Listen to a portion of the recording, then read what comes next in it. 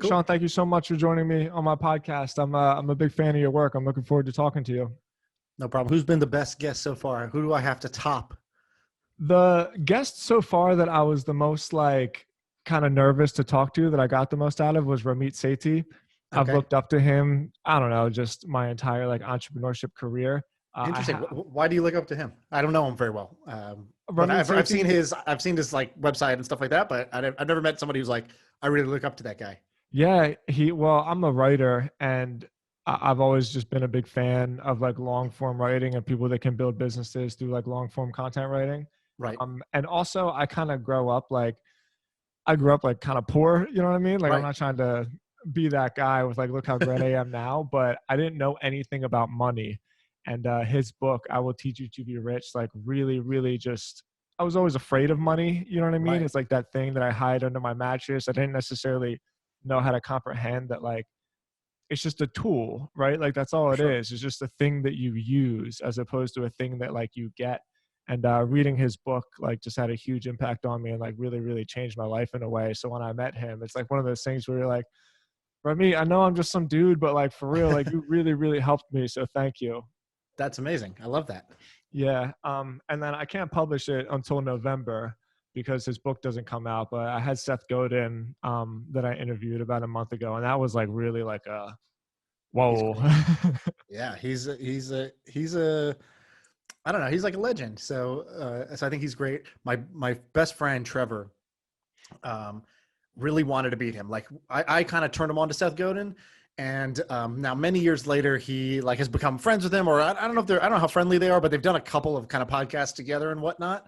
And I think still with most people who you look up to, once you meet them, then it becomes sort of normal after that. The shine kind of wears off, not in a bad way, but you just you kind of settle down. And I feel like he's just never settled down. Every time he talks to Seth Godin or about Seth Godin, it's the same maximum level of excitement as, because it is like that when you really learn from somebody or you really get that, that life-changing moment. Like for me, 4-Hour Workweek was kind of my start to learn about money and start to think about my life a little bit differently. I got what you call the 4-hour fever, which is you read the 4-Hour Workweek, and then for the next 4 hours you're like, fuck everything in my life, I got to change everything. I had that when I was in college, and then I met Tim Ferriss a couple years ago, and he's a cool guy, but then I settled down. Yeah, I was like, oh, he's just a dude. He's just a human dude, and that's it. He's got some cool things about him, and he's got some lame things about him. Okay, I gotta get to that point. For sure. I think another one, I never had him on my podcast, but he's a business partner of mine now, Brian Clark, the guy who founded Copyblogger. And man, I remember even the first time he lined me up for a phone call, I was fucking nervous, dude. I'm researching. I'm what can I say? I got to be prepared. And now a year later, he's just like everyone else. Every once in a while, he just needs to kind of call and bitch about his kids or something. Right. So, right. Yeah, for sure. Exactly. Great. Well, man, I'm already happy so far just talking to you. I'm really interested to learn about you. You do so much. You've had so much experience in your young entrepreneurial career.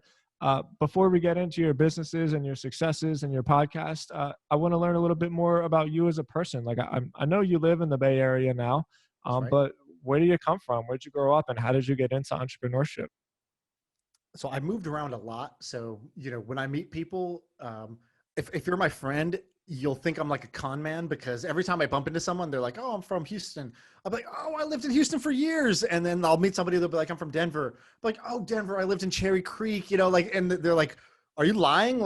There's no way you lived in all these places, because I was born in Oklahoma, and then I lived in Texas and Colorado. And then I finished high school in Beijing, China. And then I lived in Indonesia, and wow. I spent summer living in London. I studied abroad and lived a year in Australia.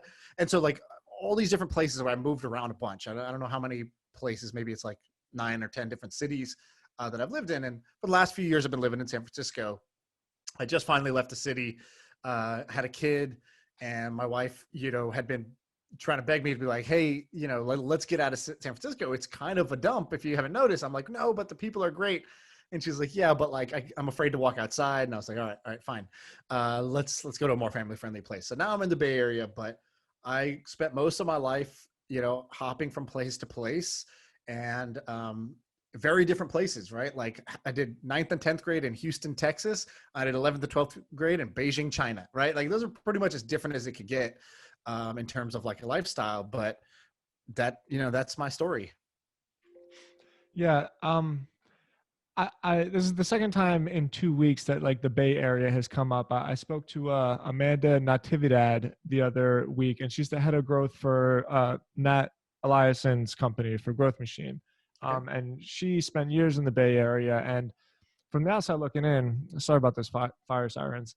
From the outside looking in, there's always this like allure in the Bay Area. Like, wow, it just looks like some magical place. But when you go there, um, it is really great. Like there's a lot of really cool stuff going on, but I guess I want to hear just your experience about how the city has changed over the last 10 years, because I've always been fascinated by that place. And I always felt like I was missing out, right? By like not being there, but I'm not so sure anymore.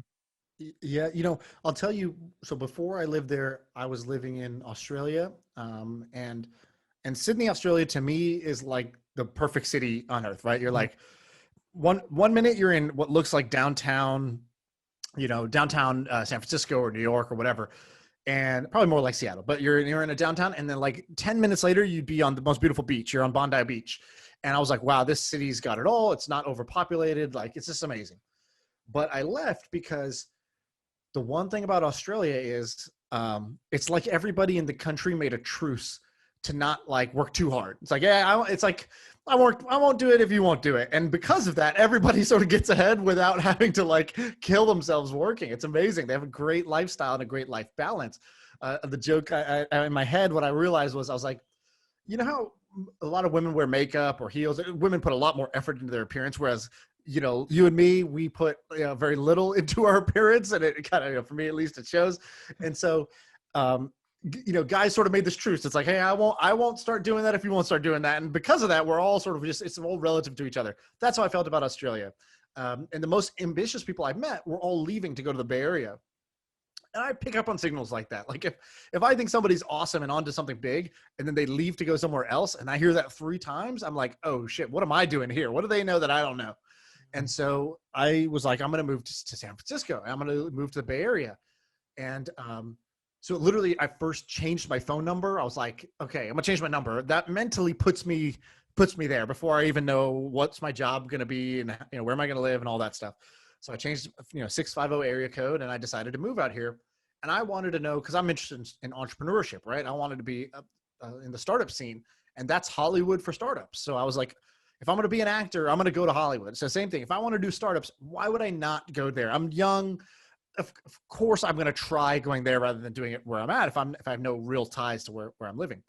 And so I picked up and I left, and I went to San Francisco. And the thing I noticed that I think is magical is that in every city, the people in the city value different things. And so, like, let's say you go to New York. People in New York, I think, value what I'll call power, and power is in kind of like finance there, and it's also in maybe like kind of the old money power, right? Like generations of New York families that own the brownstone buildings and whatever. And then you go to LA, and people value fame, and they value people who, models and celebrities. And that is the sort of, in the hierarchy, fame matters more than money, for example. And in San Francisco, the thing that's valued the most is ambition. And so you get people who signal, just like people in Hollywood will get plastic surgery to look better because they think that, they'll say that's the thing that's valued amongst that culture. And of course I'm generalizing here, but like, let's roll with me for a second. So in San Francisco, it's the same thing where you have somebody who's working on, payroll software for blah, blah, blah, and it's going to be a great business. It's going to print money. But they'll virtue signal, and they'll be like, no, our ambition is to change the way that people, earn a living. And it's like, well, yes and no, right? Like, but the reason people do that is because what's valued here most is ambition. And so the way that is awesome is when you meet people here, everybody is trying to one up each other's ambition. And the way to do it is to say, I'm changing the world in this way. No, I'm going to launch rockets to Mars. It's like, no, I'm going to go to Mars, and then I'm going to put Wi-Fi on Mars. It's like, well, we have to sort of keep, raising the ante in order to like win the status game in San Francisco. And so what I noticed was, in every other city I'd ever lived, I was always the oddball. Everybody else had a normal job, and they were proud to be a doctor, a consultant, a banker at a big firm. And that's what was cool. And here I was, the weirdo, saying, I'm going to start a newsletter, or I'm going to, I'm going to make this, app. And I was like, okay, cool. Good for you. Pat on the head. It was the odd road. In San Francisco, it's the exact opposite. Everybody has got an app. Everybody's got a newsletter. Everybody's got a podcast. Everybody's starting something from scratch. And then you have the people who have jobs, like normal jobs, that almost have to be apologetic. It's like, yeah, I work at Chase, but but I got the side hustle and I'm going to leave soon. It's like, you could see there's you have to explain yourself for having a normal job and living in the city. That's what I thought was amazing and magical. I met all the other weirdos like me, and here weird was normal. So I loved that about the city, and I still kind of love that about the city. Now, there's a whole bunch of things literally about living the city that are not great, right? Like, it's a huge homelessness problem. It's super expensive. There's kind of like not great public transport and stuff like, there's like literally there's like a department for picking up poop because so many people pooping on the streets. It's crazy, right? Like, it's like the richest city in the world, like the richest people in the world. And then, you walk out of a building where the company's worth, 20 or $200 billion. And then there'll be homeless people like on the streets dying right in front of them, and everybody walks by like they don't notice. This is a really weird city to be in. Has that entrepreneurship bug been with you from the beginning? Did you just always have that? Were you always like that young kid starting companies or whatever? No. And I thought that was weird because everybody I heard was like, oh, when I was 4, I had a lemonade stand, and then I turned it into a lemonade franchise. I think in my that's neighborhood. a status thing too. Right. And I always thought, oh, I guess I'm just not one of them. Like, I'm not one of them entrepreneurs, because I didn't have like I wasn't selling phone books when I was, in 8th grade. I was playing video games. I was buying things instead of selling things, And so I thought I wasn't cut from that cloth. And then I realized, like, oh, that's just kind of BS. Like, there's just tons of people. There's a million ways to win. And that's a cool one to talk about. So you hear it a lot, but it's just not as fun to talk about the other side, which is just like I was a normal kid doing normal things. And like later in life, I realized that business was actually a good fit for me. So definitely wasn't my thing. Although, I think in 3rd grade, this kid, Tim, on the playground used to pay me to be his friend. And so I used to make $0.25 a day to play with him at recess because he didn't want to be alone. And then one day my mom found my stash and gave it all back to him. And then my whole semester of hard work was down the drain. Just blew it. Yeah. So maybe that's why I wasn't into it. I agree, man. And I try to stay off like my pedestal with this, but when I can, I try to remind everybody that there's just this like hustle mentality of like, I was born this way. I'm always working 24/7. Like, I don't sleep. And it seems really counterproductive to me, because the best entrepreneurs I know are very like practical and very logical. And there's been times in their lives where they thought like, I need to take a step back. Maybe there's another way that I can just earn like a safety salary. Like, a lot of the coolest companies I met were made while people had steady jobs, and I, like I said, keep me off my high horse with it, but I'm like come from a blue collar family, and the entrepreneur I am and the entrepreneurs that like I know, it wasn't this sort of, let me raise like $200 million and leverage this like amazing startup. It was like, no, let me get one customer. Right. And then like, let me make that customer as happy as possible. And I'll then get sell them a thing for more than it cost me to make. Right. That's totally. Business. Yeah, totally right. So I'm always refreshed when I just hear people say like, no, I like business and I like making cool stuff, and it brought me on this journey. So, right. Yeah. So I was going to say, I did have, so 2 things you just said that reminded me. So one is, there's these myths. So myth 1 is what we just talked about. Like, I was born this way. Mm-hmm. I used to sell my diapers instead of wear them, type of thing. It's like, what are you talking about? I was just a baby. And then I would say myth 2 is like, I'm a big risk taker, when like plenty of entrepreneurs are actually extremely smart about de-risking. Like, the whole game is to de-risk your startup. You don't want to be taking tremendous amounts of risk at all times. You want to take some calculated risks, right? But that doesn't sound as sexy. Like myth 3 is you got to be this like kind of slick salesperson, great talker. It's like, well, I know plenty of people who are completely introverted, shy, and do a great job, and they're great leaders in their own way. You don't have to be, the CEO, visionary, blah, blah, blah. Myth 4 is you have to have a big vision. And like, I know plenty of people who started small, including like, go look up videos of Mark Zuckerberg on a couch doing an interview like this when Facebook was just at colleges. And they were like, when are you going to expand? And he was like, I don't know, like maybe it'll just be a college thing. Like that's kind of what's cool, is that it's a college thing. And like now, of course, he's putting satellites into Earth to give people the internet so they can use Facebook. But like people progressively get more ambitious. That's a normal thing. But the myth is no, visionary. Another myth, like I really like Chris Sacca. I think he's an amazing kind of investor / person, but he's a storyteller, and he tells these stories. And I think they're sometimes destructive, where he tells these stories like, all the best founders I invested in, Uber, Instagram, blah, blah, blah. They knew from day one that this is going to be huge. I remember talking to Kevin Systrom from Instagram, and he told me, when we're at 50 million users, we're going to do this. And, at the time he was just a dude in a co-working space. And I think like maybe something like that happened, but like, trust me, every entrepreneur has doubts. Every entrepreneur starts, has most of their time when they think it's small. And hey, I know a lot of people who also had that belief that didn't work out too. So like there's counterfactuals. I don't know. There's just a lot of myths that like, as I've encountered them, I'm like, oh, I got to like change the chip out of my brain. Yeah. There's the chip that got implanted in me, I feel like, which was like the stories people tell. And then there's like the new chip, which is like the evidence I actually have seen now after, 12 years of trying to do this thing. For sure. And I appreciate that. And I admire that. It's funny. I can tell that you're like a podcaster because you're used to listening really well to the things I say and then like reflecting on that and going off on your own conversation. That's always different when people are kind of on the other end of it, like just expecting you to kind of guide them. I feel like I could just say something and then you could just like run with Riff it. off of it. Yeah. So actually on that note too, I'm like really curious from my standpoint, just because I want to learn this from you. And I'm sure the people listening want to learn this as well. The podcast that you're doing with Sam Parr from The Hustle, My First Million, I joked about it a little bit with you. Like, it doesn't have the highest production value by any means. Correct. Like, I don't even think you guys have an intro.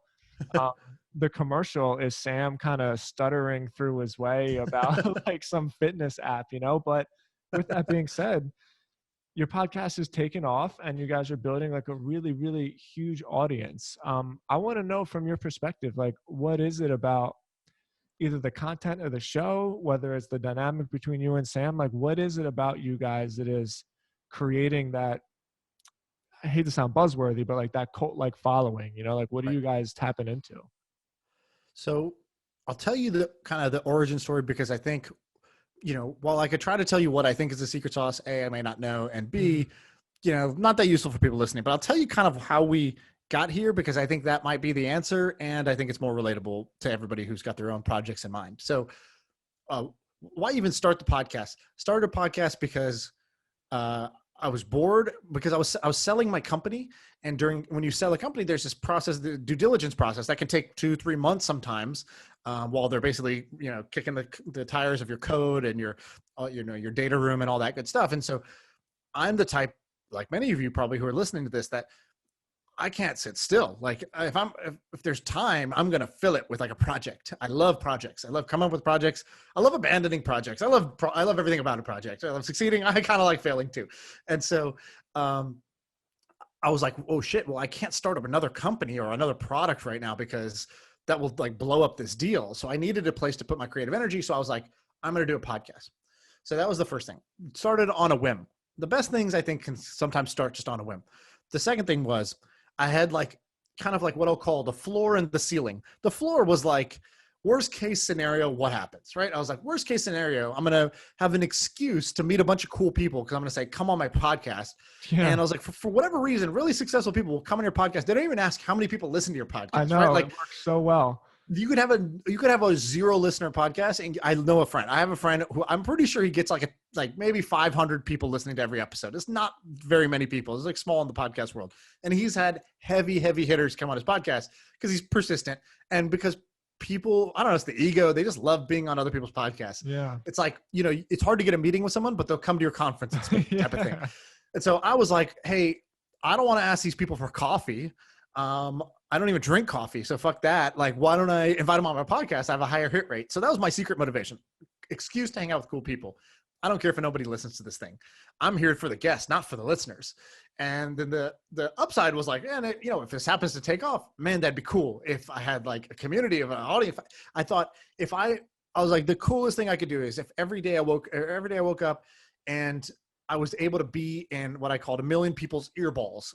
I call them earballs, which is just like, you know, how powerful would that be if, you know, for 30 minutes or an hour, or whatever it was, people were listening to my content. That's like a superpower. That's like, you know, mind control for the universe. You know, if you're in people's ears, it's a very intimate experience.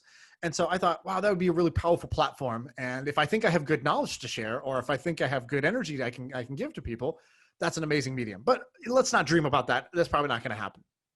All right. That was step 2.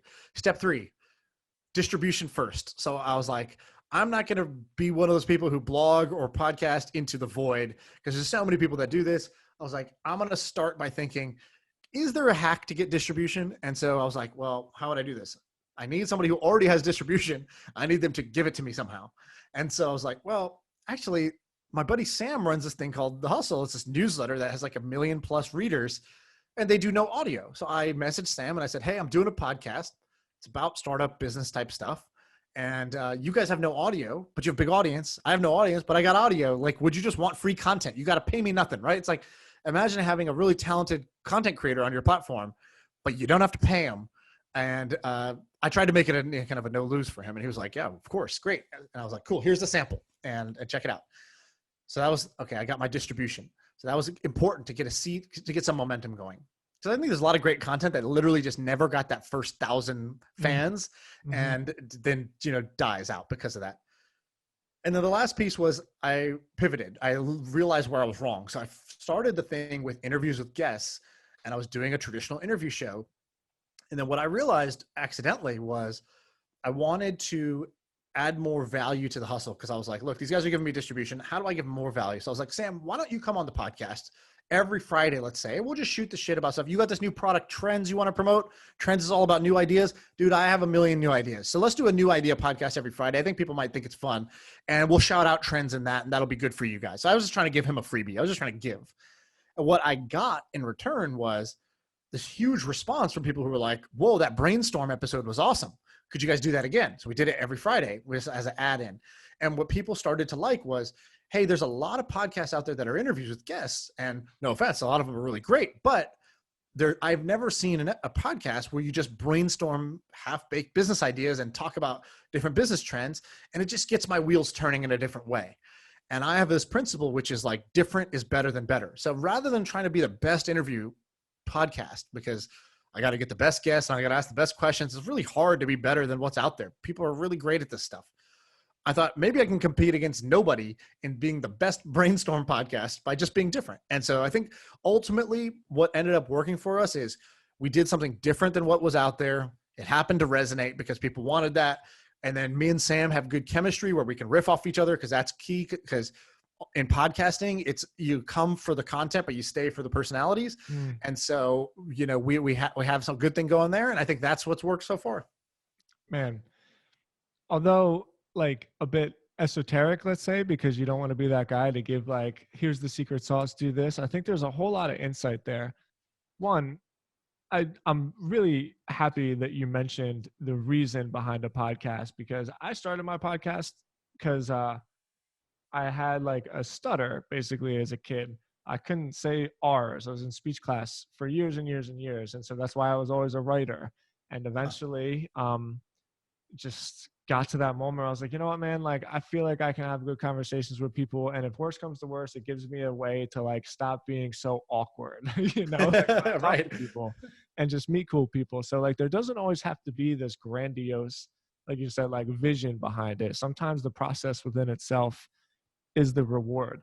So I'm glad that you said that, but it's cool to see the little entrepreneurial juices come out, where traditionally you think, okay, start a podcast, be consistent, be authentic, right? And then just do it over and over and over and over and over again. And then maybe one day it'll take off. Where the reality is, and this actually has a lot to do with Copyblogger, why I got involved with it, because I knew that I had good knowledge to share, especially when it came to like written content, and I could really, really teach people how to do this. But overnight, I was able to align myself with like hundreds of thousands of people, which the other day before I didn't have.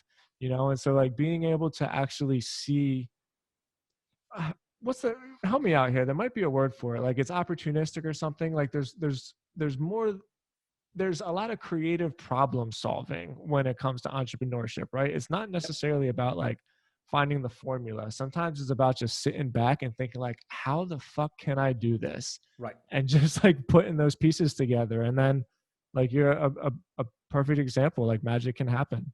Yeah. At my company, I used to do this super cheesy thing where I was like, everybody's job title is problem solver. And they're like, yeah, yeah, Mm, great.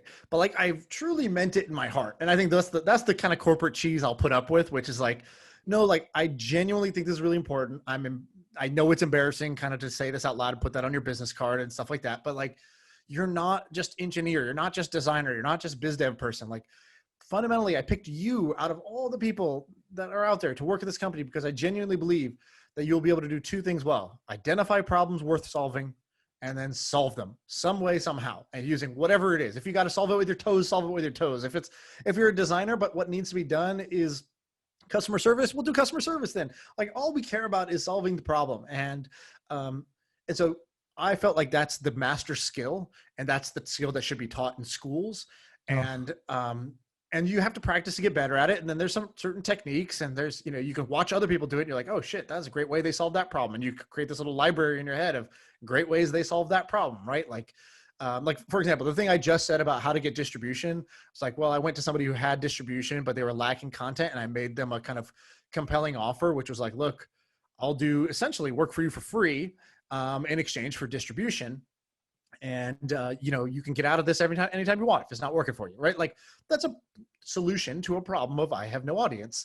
And so I think that is the master skill to be learned, and it is the one thing I've tried to hone over the last 10 years. And I've just come up with like just a whole bunch of tools in my tool belt to try to solve problems better now.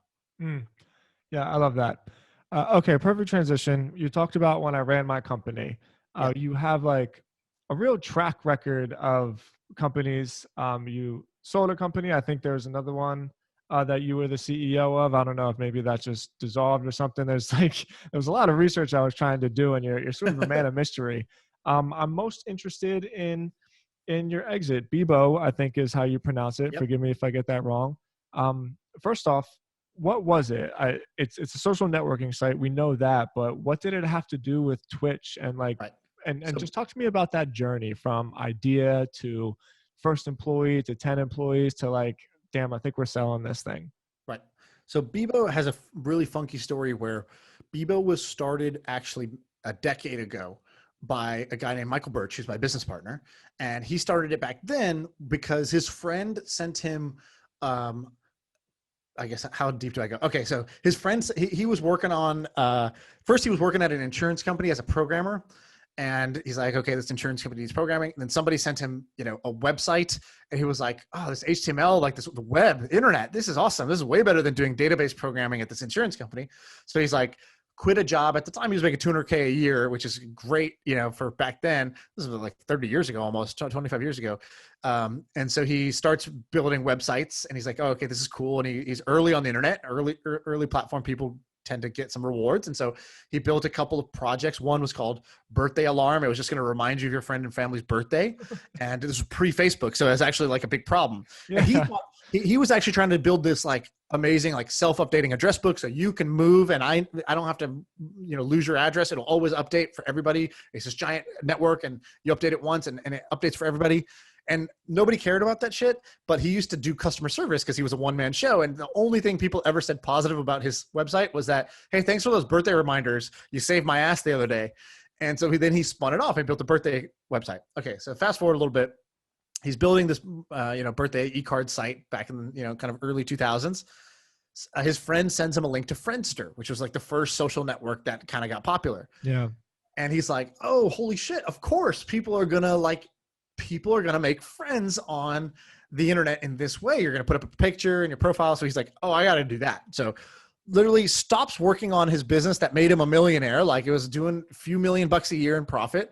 And he literally just stops working on it. And he's like, cause he's just followed his curiosity. So he builds a social network called Ringo at the time. Now builds a social network, back then social networks were very rudimentary, just a profile and nothing else really. Yeah. And but he gets a whole bunch of members pretty quickly, because again, that was kind of what's new on the internet. So he gets like, I don't know, a few 100,000 members, which is a lot of people back in the kind of 2003 range of the internet. And but it's just bleeding money because people are using his website. He's paying all the bandwidth bills, and he has no idea how to monetize this thing. So he goes to a meetup, like an internet people meetup or whatever. And this guy meets him, and he's like, tells him what he's doing. And the guy's like, oh, this is fascinating. I'll give you, I don't know, $4 million, something like that. I'll give you $2 million for the site. And he's like, sold, it's yours. Like, I don't want to pay next month's bill anyway. So like, great, it's yours. So he sells a social network. And then at this time now, MySpace comes out, Facebook starts on some college campuses, and he starts to realize like, oh shit, I think I kind of gave up a little early on this social networking thing. Like, this could actually be big.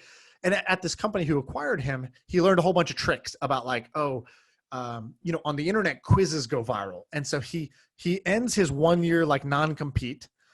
And the next day he's like, I'm going to start a new social network. And he starts Bebo.com. And he starts it with a quiz, which is like your best friend's quiz. So how well do you know me was the name of the quiz. So I answer 20 questions. I send it out to my friends. I say, see how well you know me. They take the quiz, and it gives them a score. Like, Shaan, the 5th best out of all these people. You should do your own and send it to your friends. So it goes super viral, as you can imagine.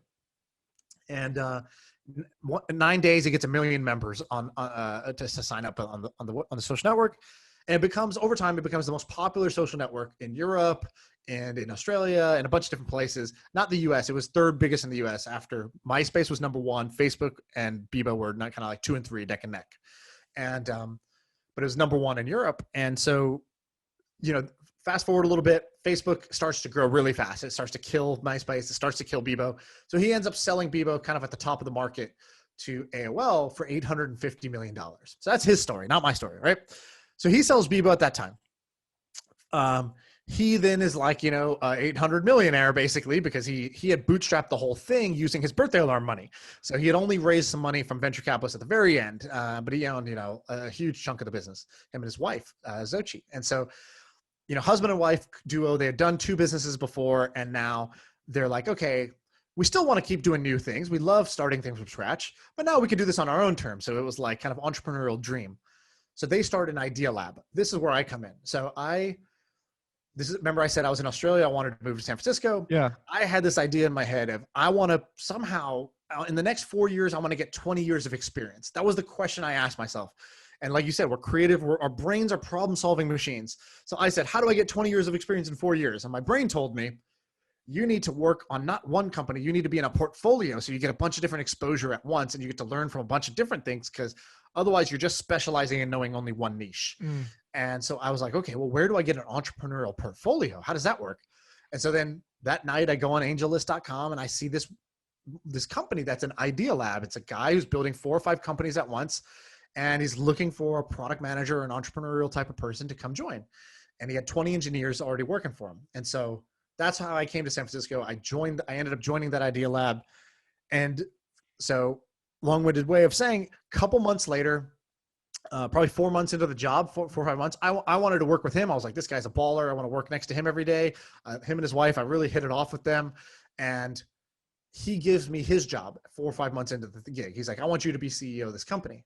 I think you're going to do big things in Silicon Valley. You're either going to leave here and go start your own company, or I give you this one.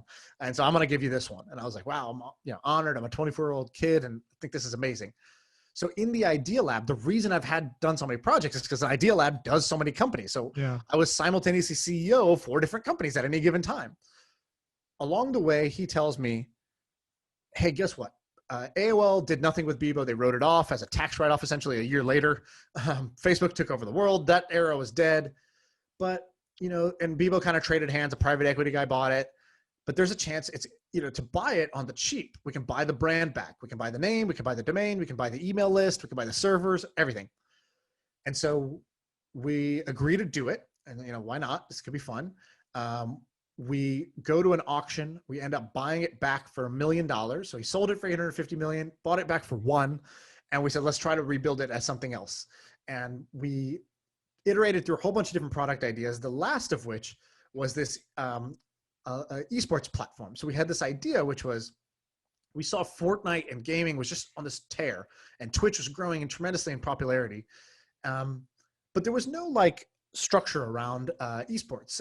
So what we thought was, what if, just like a high schooler can play on a basketball league or a football league or a baseball league, why can't I play in a Fortnite league? Fortnite as a game is more popular than any of those games, but there's no organized sports. There's no rec leagues for esports. There's only pros and then just like kind of kids playing the game. And so we tried to create, and we ended up creating the largest high school Fortnite league in the country. And we built a platform that was like basically like a tournament platform for people who wanted to play in tournaments. And while you were playing, it was live streaming video, the whole thing. So your friends and family could watch you play in the tournaments, just like, again, you could come watch me play in a basketball game. That was the idea.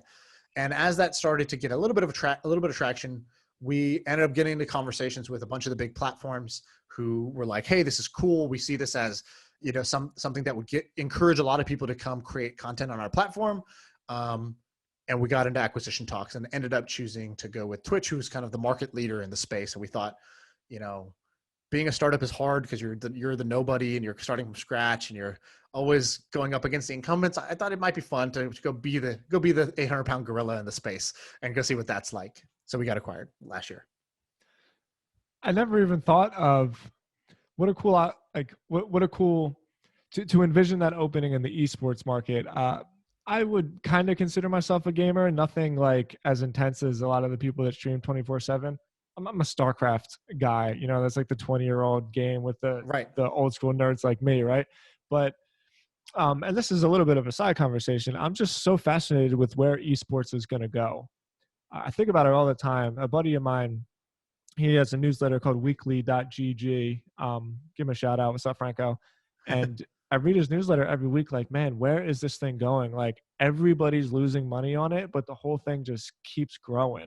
Right. So eventually, like, everyone will keep dying until one day somebody doesn't. And so I'm like, just as a fan and somebody that's interested in it, I'm really excited to see where all that goes. Yeah, you're absolutely right. The attention keeps growing. So the eyeballs and the fan side of things and the gamers keeps growing. And the business is actually like way far behind. So it's like, 1,000x behind. And unfortunately, there was a period, and maybe it's still going on, I don't know. There's a hype bubble where everyone was like investing in esport teams or buying esport teams. And like, it was like the new billionaire thing to do. It's like, cool, I got a boat and I got a basketball team. Okay, I'm going to also own this esports franchise. Like, and it didn't really make a lot of sense. And so this is where kind of like the business perspective comes in, which is one of the reasons teams are really valuable in traditional sports is there's a limit of how many there can be. There's 30 NBA franchises. There's not 31. I can't decide to create one. With esports, I can create my own watch. I'm going to do it right now. Shaan Gamers, that's our esport team. I just created an esport team and I'm the only person on the roster. Right? Like it takes nothing to create an esport team. It's like creating an Instagram account. And so there's an infinite number of teams, and also nobody owns the sport of basketball. So you can't have a monopoly, but somebody owns the game. And so ultimately whoever's going to make the money, I believe, and I believe the way the esports will work out is it will keep growing in popularity. And most of the value, the vast majority, 95, 97% of it will accrue to two parties, the game maker and the media platform, which is like YouTube or Twitch. And everybody else is going to be thinking that they're part of this huge thing, but they're going to be wondering, hey, how come I'm in this really popular thing that I get no money out of? And they're not going to realize it because they have zero leverage. And the leverage is all with the game makers and it's all with the platforms that you stream on. And everybody else is sort of unfortunately, a sort of a disposable part. It's like, if it's not you, cool. Guess what? There's a huge supply of other gamers and other teams that will take your spot in a second. So you have no negotiating leverage, essentially. Yeah, I agree with that wholeheartedly. I think streamers are kind of like people that create Substack newsletters. Like, you're a small independent brand that some people are going to subscribe to, and there's going to be one out of 1,000 that make like a couple million. Like, Pomp is like, he's like a golden nugget. You know what I mean? Not everybody that creates a newsletter is going to be Pomp, but most people will be able to make like $60,000 a year or something like that, like playing video games and basically feeding this mass machine, which is just going to like starve them to death. Right. Yeah, cool, man. Well, this conversation's been going on for a little bit. I don't want to take up too much of your time. Thank you so much for elaborating on that story. I do want to finish up the conversation with talking about your fund, though. Like you and I Right. started talking more or less on the internet because you mentioned that you were creating a fund, and I mentioned that I wanted to invest in it, just to find out that I'm not an accredited investor, which is embarrassing because I didn't even really know that like that was a thing, right? But and then 3 days later, you're like, yeah, it didn't take us a month to hit 1 million. It took us like 4 days to hit like Right. 1.6, right? So where did you get the crazy idea to just randomly come up with a fund, and why are you even doing that? So I started this thing a few weeks ago, which I was like, okay, I've been doing this podcast for 1 year, right? Podcast for a year. We hit 2 million downloads in year one. I felt really excited about that. And I was like, okay, where to from here? Well, I'm going to keep doing the podcast, but the number one thing the question I got out of the podcast was, cool, the podcast is all about brainstorming ideas for companies, ideas for startups. And then the thing I kept getting in my inbox every morning was like, hey, cool, I got the idea either from the podcast or from my own life. Like, how do I do this? How do I execute this? I think I know how to start. How would you approach this? And so I got this idea. I was like, okay, what if I could teach people how to execute? I was like, well, there's no course called how to execute at yourventure.com. Like that doesn't work. It's too generic. And I was like, I also don't have like the answers. I was like, but I think I got good at executing by basically by being bad for 10 years. Eventually you start to get not so bad. And I was like, I think I'm actually pretty decent at this now. What if I did the following? What if I tried to do some new projects and I open sourced how I was going to do them? And I was like, my personal thing I wanted to grow out was consistently creating more written content, because I felt I was getting good at the audio game, but I wanted to do more written content, which is, relevant for you guys. And so I was like, what if I wrote a daily blog of how I was going to do a new venture, right? Like I talk about, these different businesses. So I said, all right, let me, so I created this frame, and the frame was, I'm going to launch 3 different $1 million businesses in the next 4 months. And I said, I'm going to do 3 totally different ones. I'm going to do one that's an investment fund, because there's this new platform that came out on AngelList for rolling funds. And like I told you before, I think being early to a new platform is just the way to live. You learn a bunch. You'll usually get it wrong. That platform dies. But when you get it right, you get it way right. Yeah. And so I thought, I already have been investing in startups for the last couple of years myself, using my own personal capital. I've probably put in about $300,000 into startups. Well, what if I could write bigger checks into some of these companies by having a fund behind me? Then I could, have a bigger ownership position. And if these companies pay off, like I think they're going to, then that would be great. It'd be good returns for me and for anybody who invests with me. So that was the fund. And then I had 2 other ideas. I said, I'm going to show people how I would build an e-commerce product, and I'm going to show them how I would build an information or a digital product. And I'm going to literally do a daily, 5 times a week blog of what I did that day to execute these things in real time, not like after the fact. And so if I fuck up and I take some wrong turn for 4 days, I'm doing the wrong shit, you're going to see me do the wrong shit, because I think that's very real about how execution works. So the first thing I created was this thing I called the All Access Pass. So if you want to subscribe to it, it's allaccesspass.io. So I was like, I'm going to do this. And the first venture out of it was a fund.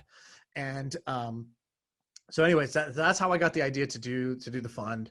And that's how I launched it. And basically we're 11 days in now, and we've raised $2.5 million now. So every project, and this is in the All Access Pass, day one is how I kick off any project I do. And I have this like a little template I use of like what a kickoff looks like for me, how I set my plan up. And in any plan I do, I set kind of like a minimum goal. Like, I think this would be a solid win. This means I'm like in the game. It kind of worked. And then there's like what I call the fuck yeah win, which is like, what number would be like, wow, like, fuck yeah, this is amazing. And I set both of those benchmarks. So my small win was $1 million if I could raise $1 million in 30 days from using none of my own personal network. So like, you reached out to invest. I have never met you. We had never had a conversation.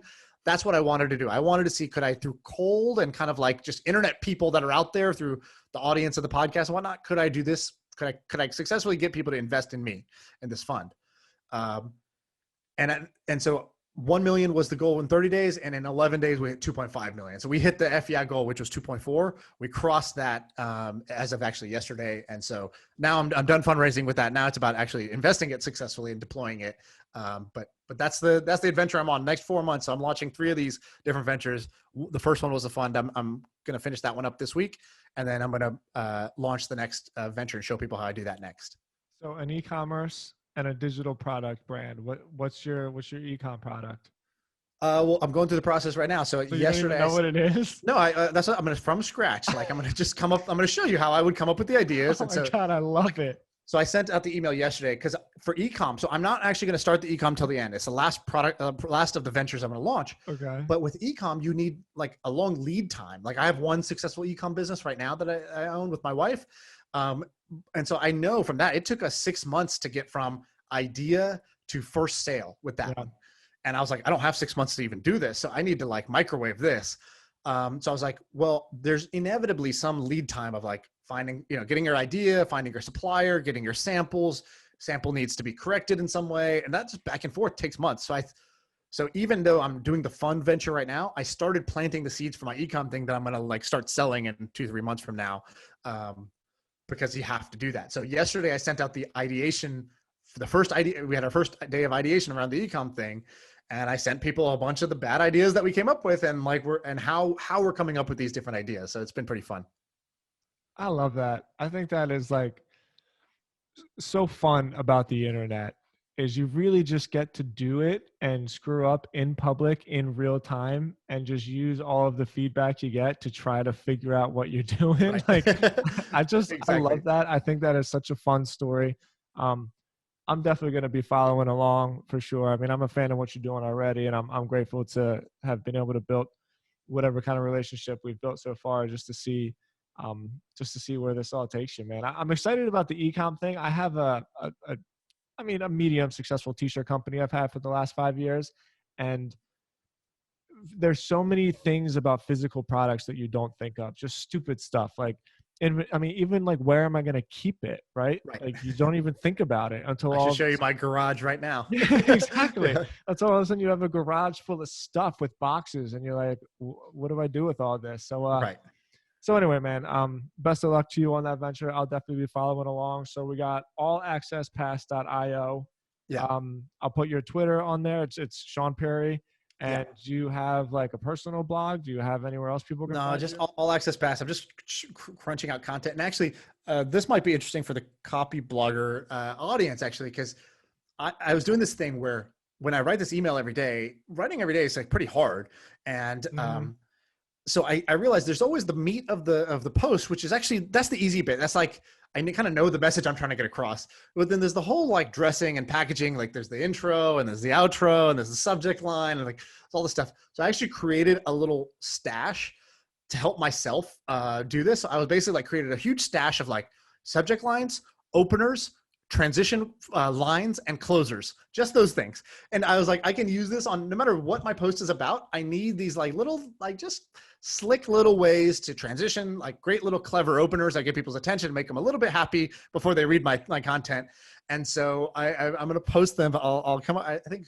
Let me see where I don't know what the URL is. Hold on one sec. Yeah, take your time.